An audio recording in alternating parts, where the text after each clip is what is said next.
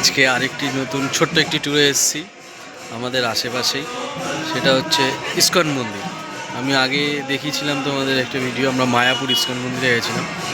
তো ঠিক অতটা বড় না, কিন্তু ছোট্ট, গঙ্গার পাড়ে একটা সুন্দর ইস্কন মন্দির।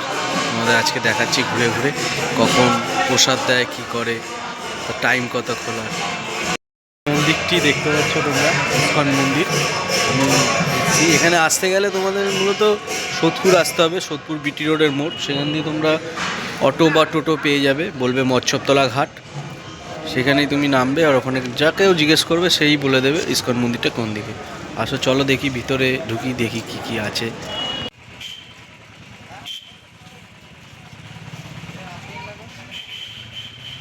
এই মন্দির খোলার টাইম সকাল 4:30 থেকে রাত্রি 8:30 পর্যন্ত।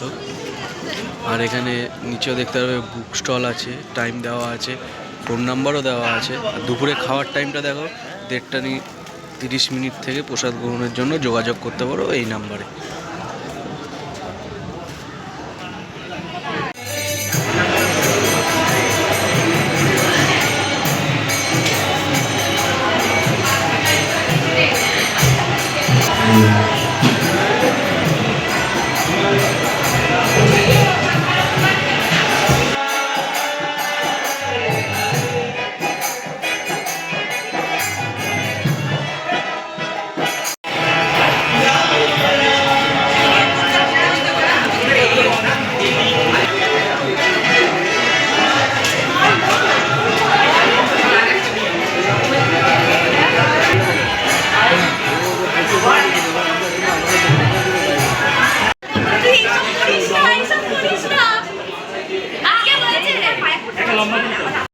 আর মহাপ্রসাদের জন্য দুপুর 1:30 থেকে এখানেই প্রসাদ বিতরণ করা হয়। সবাই নিচে বসে খাওয়া দাওয়া করে। কিছু কিছু যারা বয়স্ক লোক আছে, পারে না, তাদের জন্য চেয়ার টেবিল রাখার ব্যবস্থা আছে।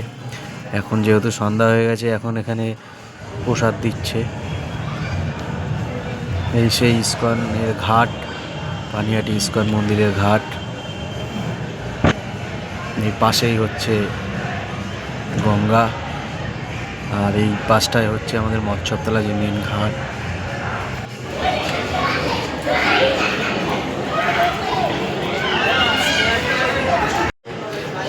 দেখো এখানে কি নানা ধরনের সুন্দর সুন্দর কালারিং ফুল। আমি হয়তো প্রত্যেকটি ফুলের হয়তো নামটা জানি না, কিন্তু ফুলগুলো দেখে খুবই সুন্দর লাগছে। নানা কালারের ফুল এখানে।